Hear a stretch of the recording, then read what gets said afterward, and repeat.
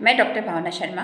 आज हम बात करेंगे कि बहुत सारे लोग होते हैं जो वेट गेन और वेट लॉस कर रहे होते हैं, लेकिन उनका वेट लॉस और वेट गेन नहीं हो पाता। सब कुछ करते हैं लेकिन फिर भी उनके साथ एक समस्या होती है कि हमारा वेट लॉस नहीं हो रहा है, हमारा वेट गेन नहीं हो रहा है। सो गाइज, उसका सबसे बड़ा मेन कारण होता है कि अगर किसी का डाइजेशन सिस्टम अच्छा नहीं होगा, अच्छे से खाना डाइजेस्ट नहीं हो रहा होगा, पेट साफ नहीं हो रहा होगा, तो उनका ना तो वेट लॉस अच्छे से हो पाएगा, ना ही वेट गेन हो पाएगा।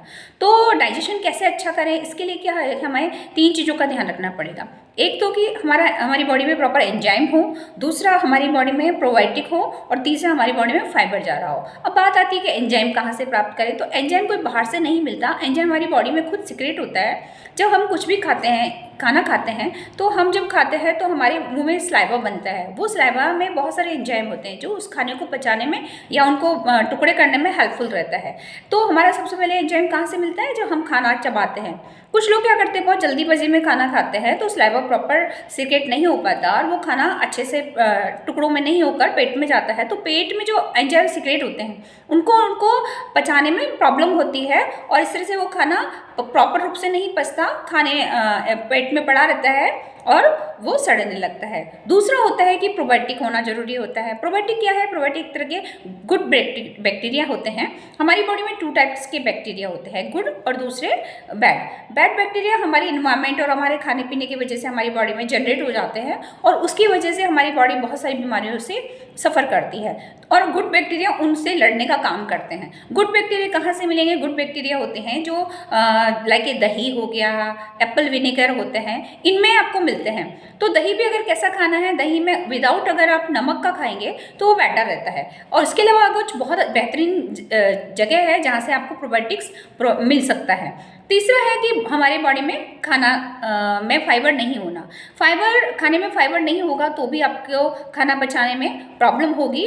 और तो इसके लिए क्या करें, मोस्टली सारे खाने में फाइबर होता है, लेकिन जब हम उसको गैस पे चढ़ा देते हैं या पका लेते हैं तो उसका फाइबर खत्म हो जाता है। मोस्टली जो फाइबर मिलेगा वो आपको फ्रूट्स में मिलेगा, वेजिटेबल्स में मिलेगा, कुछ अनाजों में भी होता है, लेकिन उनको कैसे खाया जाए। तो अगर आप अपनी बॉडी में प्रॉपर फाइबर की मात्रा रखना चाहते हैं तो अपने खाने से पहले कुछ वेजिटेबल्स, कुछ सैलेड अगर आप बॉडी में डालेंगे तो जो फाइबर है वो एक लेयर बनाएगा और आपकी बॉडी में जो भी गंदगी जमने लगती है उसको जमने से रोकेगा और आपके गंदगी को सफाई करने का काम करता है। इस तरह से आपका बॉडी का डाइजेशन ठीक रहेगा। सो 3-4 चीज़ें हैं, वापस से आप ध्यान रखेंगे कि प्रॉपर चबा के खाएं ताकि आपकी बॉडी में एंजाइम सीक्रेट हो सके। दूसरा, आपकी बॉडी में प्रोबायोटिक हो, उसके लिए आप कुछ ऐसे चीज़ें खानी पड़ेंगी ताकि आपकी बॉडी में गुड बैक्टीरिया जनरेट हो सके। तीसरा, आपके खाने में आपको फाइबर डालना है। सो इन 3 चीज़ों को ध्यान रखेंगे। अच्छा, कई बार क्या होता है कि हम कहते हैं कि खाना हम सब कुछ कर रहे हैं लेकिन खाना हमारा नहीं पच रहा। उसका रीज़न क्या होता है कि कई लोग खाना खाने के तुरंत बाद पानी पीते हैं,